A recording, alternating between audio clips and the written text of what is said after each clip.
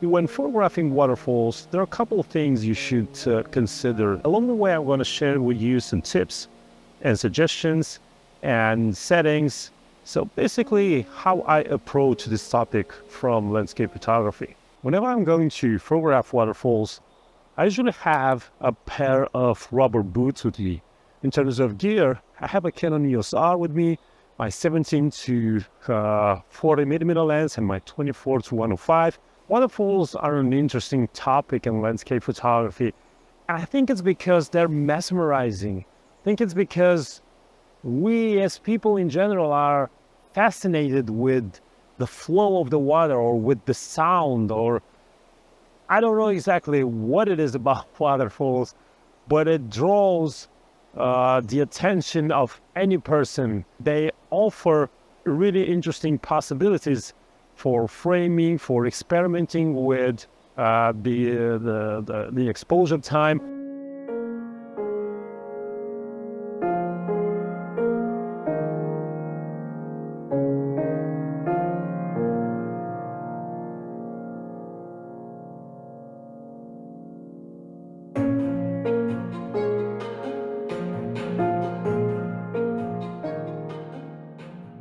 The first tip when you're going to photograph waterfalls is to familiarize yourself with the area. This is kind of like a general landscape photography tip. Whenever you arrive on a location where you want to photograph, don't just start photographing and not thinking about the place. So you can use your camera or you can use your phone, but just walk around and look at the place through the camera's lens. Only after a few minutes that you look around, you can start photographing, and you will have a lot more knowledge, if you want, about the area where you are and the potential subjects, the potential compositions.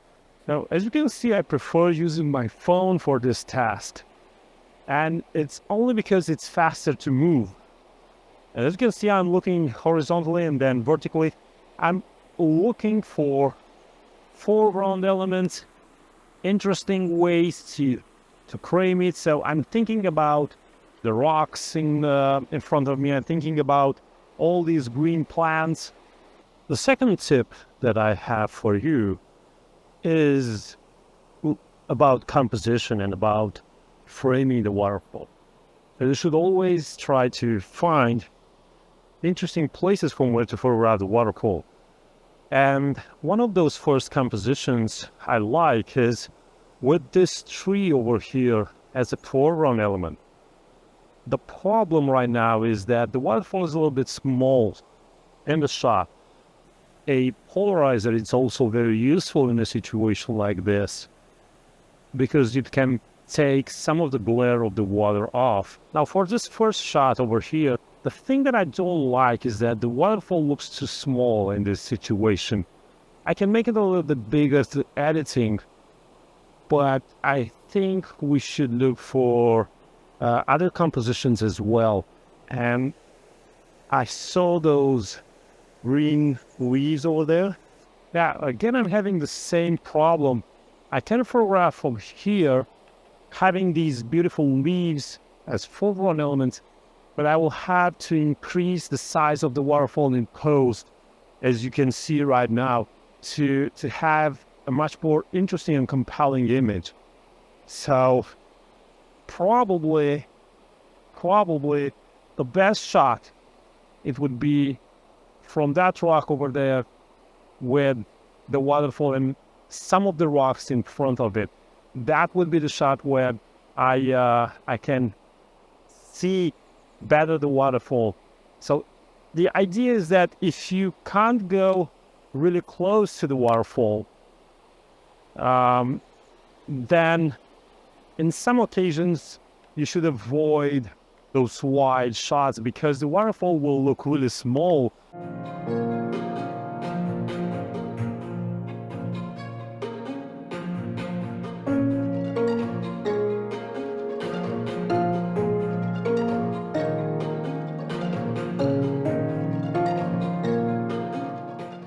Now from this location, the photo looks like this, and I'm having ISO 100, f11 and 1/5 of a second. the waterfall is bigger in the shot, but because I'm far away from it, you can't get a feel of the size. The thing that I want to do is to see if I can find a route through the water that I can go closer to the waterfall and use my 17mm to make the waterfall bigger.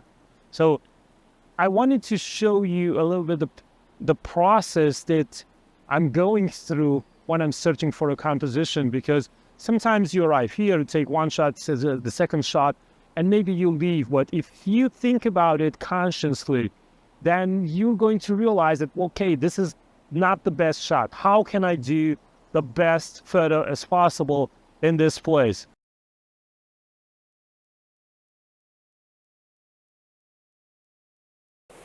Yeah, over here the water is too big. So I will try going through that rock over there.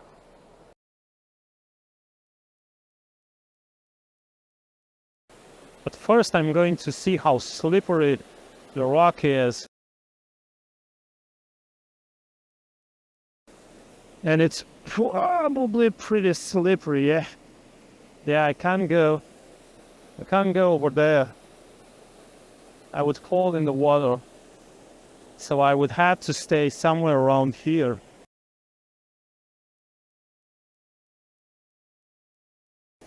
Yeah. I'm closer to the waterfall, but I'm not in the position where I want it. I want it to be a lot closer over there on that rock. But as you can see, this ledge over here is just, it's wet, and I have nothing to hold on. So I'll have to just photograph from here. Yeah, this is the closest that I can be without risking anything. The waterfall looks a lot better because I can have a much clearer composition, and I can play a little bit with some areas of pollution. Again, don't forget to polarize.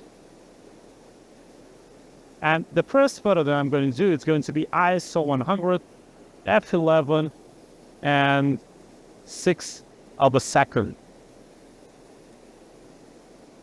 And if you look at the water, it's that feeling of silky smooth, and I can go even further with f22 and 0.8 seconds, and the ISO to 50, and now I can go to 1.3 seconds. So it's very easy, if you have a polarizer, to make the water look silky smooth. The third tip would be to experiment with the exposure time. And when you're having your camera on a tripod, as I told you in the previous video, you can experiment with the exposure time. For the moment, let's just go to f8, because I'm trying to get an exposure time that is not that long, a shorter exposure time that will not freeze the water, but it will create something in between. It will capture the actual motion of the water. Right now, I think this would be an interesting shot when I'm photographing the water flowing from above and going down, because it has an interesting shape and the water slams the rocks from different directions. I think this could be an interesting photo, and I'm going to bring it in both ways, horizontally and vertically, because whenever I'm in a location, I try to do as many shots as possible. You never know what photo you're going to like best when you're going back home and you watch the photo on a big monitor.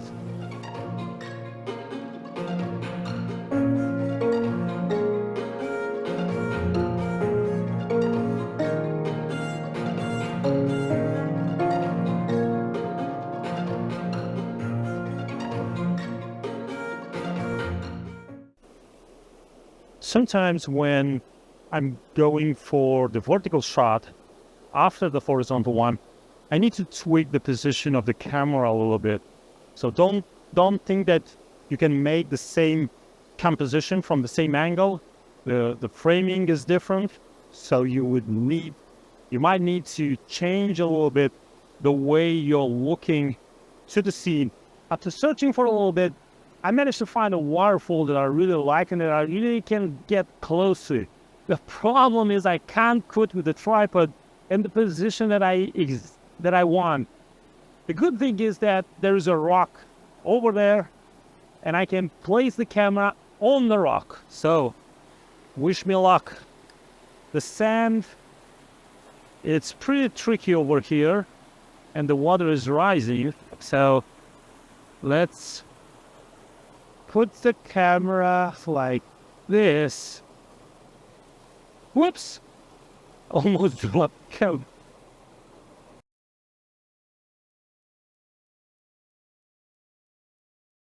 Now I don't think this is really working, so I'll do my best to place the tripod. Now I will take 2 exposures over here because what is happening above the waterfall is really dark. For this composition over here, I've played with this foam in the water that is rotating, and the settings were ISO 50, f16, and 1.3 seconds. And I get this image where I capture the rotation of the foam, and I think it looks really interesting. You can also do these with fallen leaves if you see a similar situation. The light that you don't want to have is patchy light. There's sunlight, and we have patches of light and patches of darkness everywhere. So you need even light.